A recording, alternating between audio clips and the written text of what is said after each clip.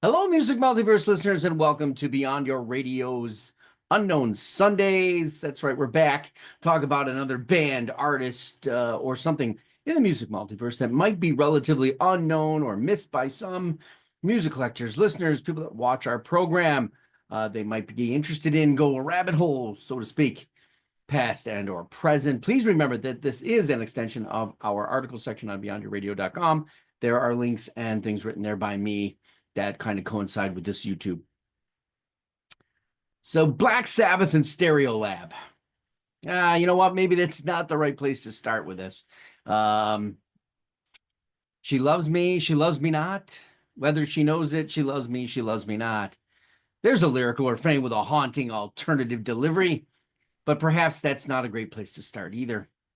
There's a beginning at this, right? And let's start with the man responsible. So I guess Paul Durham would be the best place to start. This interesting force out of Twin Falls, Idaho, a dual singer-songwriter personality, so to speak.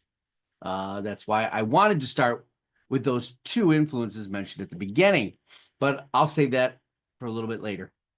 If you already know whom I'm speaking about, then you will sort of understand the unique ability to not only be alternative, but also to write and deliver in a catchy pop and even power pop vocal styles. And then something comes later that would be unexpected.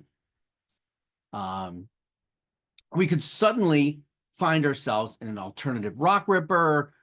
We could also move over to a thematic kind of delivery and balladry. Our Unknown Sundays 25 here features a band that released their Geffen debut in 1997 and didn't get the second album until the mid-2000s, but are still making records today. How and why? That dual-headed bull from Idaho and the true calling that remains today. So let's take you into the Black Lab on Unknown Sundays 2025. You're going to be surprised what you might find. Geffen spies, I don't know, maybe that's how. I have no idea how they found him, but I do understand that they heard and what they heard in him and why they got him out of San Francisco as a substitute teacher, running this acoustic band by his last name, Durham.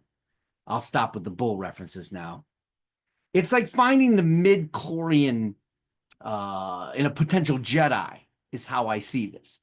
The rock writing ability, the connection potential, just how he delivers. It's strong enough, it's powerful enough to turn into something big, bold, bullish. Oh, I did it again. They were willing to bet on Paul Durham and then surround him with musicians that could deliver a sound vision alongside him. It was probably a slam dunk, but it was, nothing's ever certain in this world, as Darth Vader. So in 97, two great singles and an album that I thought was criminally underrated comes out. This is Your Body Above Me, Black Lab, which also featured David Bianco, Bianco? Is it Blanc? Yeah, Bianco, I think. Producing, he'd worked with Tom Petty, Bob Dylan, AC/DC, Lucinda Williams, many, many others. So again, Geffen wasn't leaving anything to chance. They were keeping this guy and his band and this project under the tight wraps of like Obi-Wan Kenobi would be with his the Prodigy. So Durham wrote all the songs with the exception of one where PJ Harvey is co-writing and All the Money in the World. But, here's what you got. You got this Thin White Lie is the song, and it even feels like an early Bono delivery. Need a lot more. It feels so good. Oh, my Lord. Talk about it. Take the long way.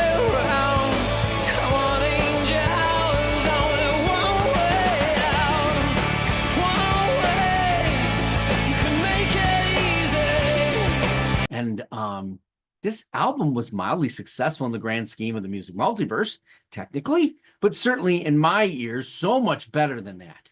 If I had to rank it in the year of 97, it would probably fall within the top 100, much deeper.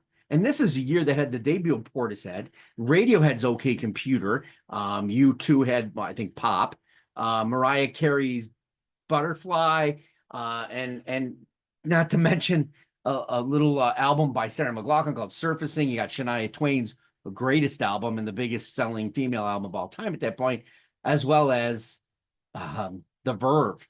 Yeah, that big one, right? So the deck is stacked, and the Foo Fighters are in there too with their sophomore. So you're getting radio play, you're getting album sales. It's kind of, they sold 120,000 copies at that point, maybe in that year or the year after. Because I think in 1998, that single became a little bit well known, which is Wash It Away.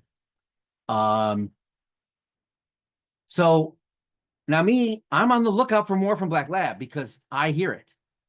I hear that catchiness, that alternative, that pop, that thematic, and it's just, and every song is different, and it's good for every demographic.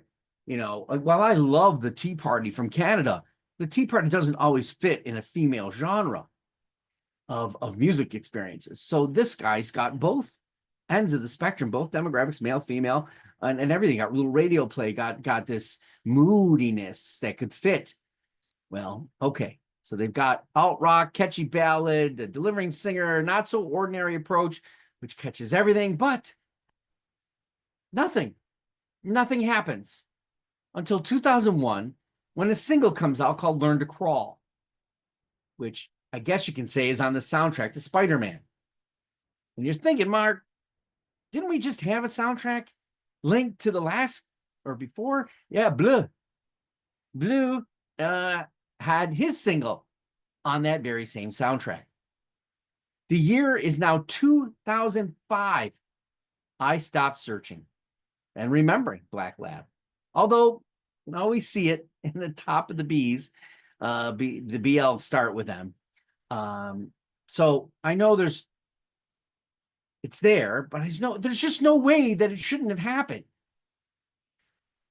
It was apparent to me that despite the single, there was still an issue because that was 2001 and now we're 2005. Now, I'm not going to get into the timeline of Geffen's demise to Universal or the fact that Epic picked them up and just probably dropped the ball, maybe.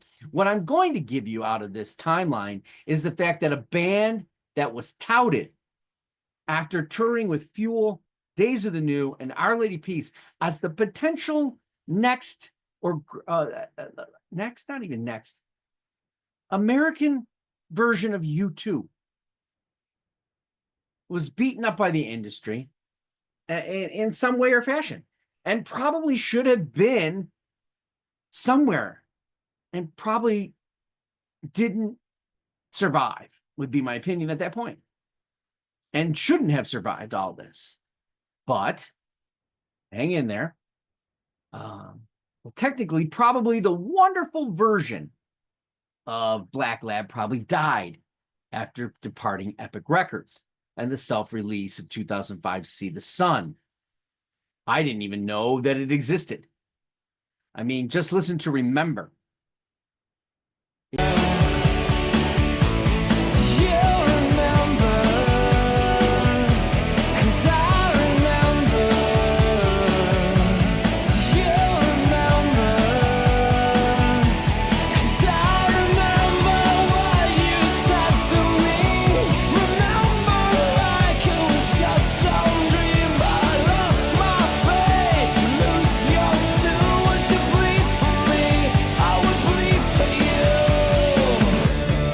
So true, that link to U2, that how he sounds, how the band sounds.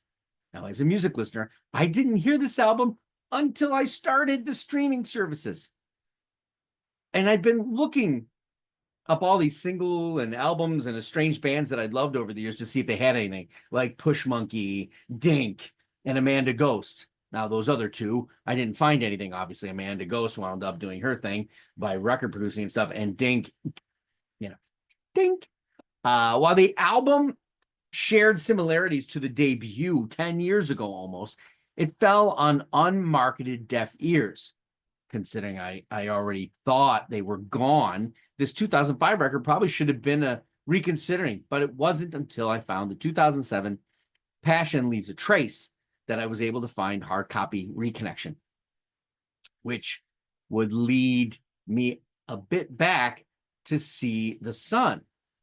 Considering my original love for this debut, I quickly found some rebirth as well as the pop rock thematicism that was seemingly, I don't know, at the forefront. It's very good record, which to me wasn't that surprising, but there were definitely changes afoot, both within the band, songwriting, and also the sound of the music multiverse around it, the indie rock scene, electronica, and the production changes. However, I still found myself drawn to Paul Durham, that bold Bono meets John Waite, and maybe a little Rob Thomas thrown in there, as well as vocal and songwriting captivation that he still has. The song Weightless.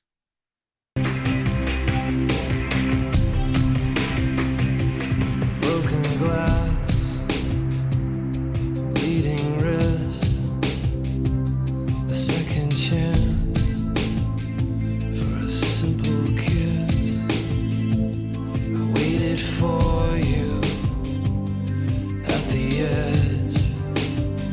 Could you take such a risk? It's a fine description of the change in direction, but also the undeniable songwriting and connection that he has lyrically, and like the tissues of everything that connect it. And it makes Durham still known at this point. Now, I heard the song again in a dark Canadian series called Durham County. I guess he can't escape his name. But this has Hugh Dillon of the Headstones in it. I don't know if you've watched the series, but it is a Canadian dark detective series, and it's very well done in that mood, that piece. Not to mention a song also appeared on House MD. He can't, it defines these moments in these shows. It confirms the connective lyrical and melody that he has now managed to continue for almost a decade. But a list of songs that are critical to the soundscape surrounding mood and storylines of television and movies are there. There's plenty of them. I could list them all, but I won't. So where do we leave off, right? I mean, I kind of fell off at this point. I mean, it's not the band's fault. In 2007, I was in the adoption process internationally, and I'm limited in time, energy, and consumption. I didn't even know Black Lab put out another album during 2007 called Technology, G-I-E. I didn't know about it until this article. Now, the reason I wanted to talk about this in the article is because it's electronic. It's different. It has no connectivity in that.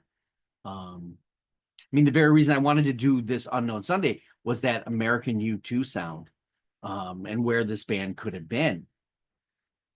I can't even remember hearing the follow-up record, Two Strangers, which came the same year. I didn't start listening to it again until I started to figure out I was going to do this Unknown Sunday. I had no idea they even moved to the platform of Technology's electronica and heavily keyboard synth music on 2014's A Raven Has My Heart. But Do you know yet how bad it can get? Can you wake my head?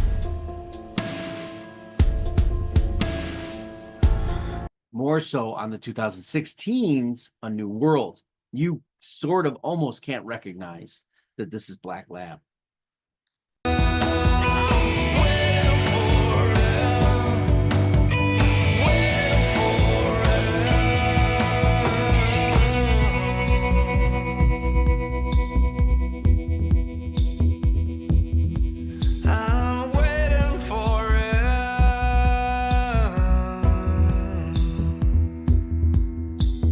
Not to mention an instrumental Chills record that came out the same year, same year as New World.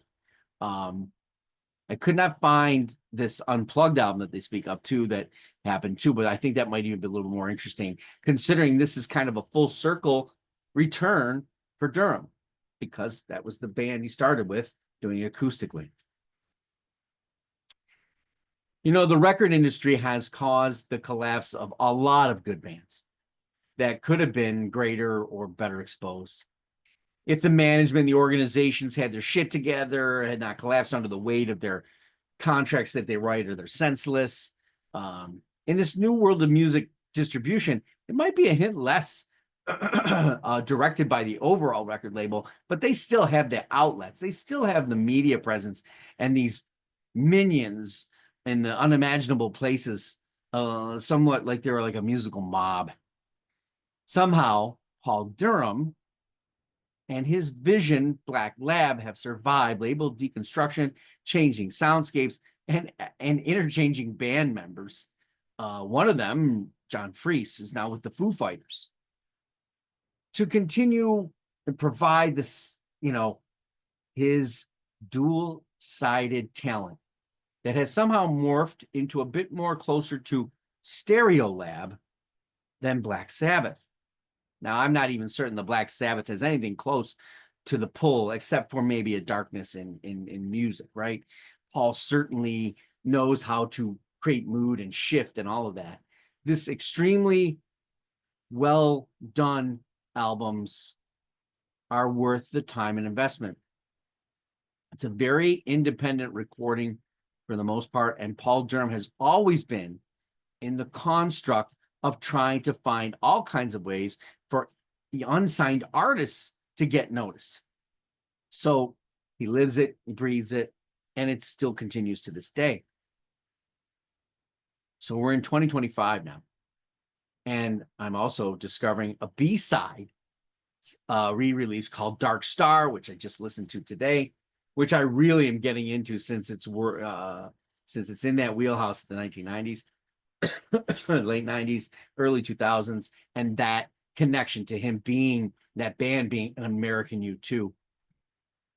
There's some very cool, interesting rawness, clever guitar usage throughout. It's got catch, it's got hook, and that anthemic cockiness that has found a way to survive in a sea of musical waves that have capsized and left most shipwrecked in time. Black Lab and Paul Durham continue to this day. For people like me and you out there, for fans that continually appreciate musical passion and writing that refuses to let anyone or time wash it away. Albums from Black Lab: Your Body Above Me in 1997. I have that one. See the Sun in 2005. Passion Leaves a Trace, 2007. I have that one. Technology, 2007. That is the electronic record. Two Strangers in 2010. A Raven Has My Heart in 2014. Instrumentals Chill, 2016. And I'm not saying that wrong. That's how it's said. And A New World in 2016. And just recently in 2024, Dark Star, which is the B-sides. Not to mention the fact that he has a excellent solo album called This Sweet Life. In the article section on Beyond Your Radio, I did leave the clip for the song Right at the Wrong Time. There's nothing you don't understand, and there's nowhere you don't belong.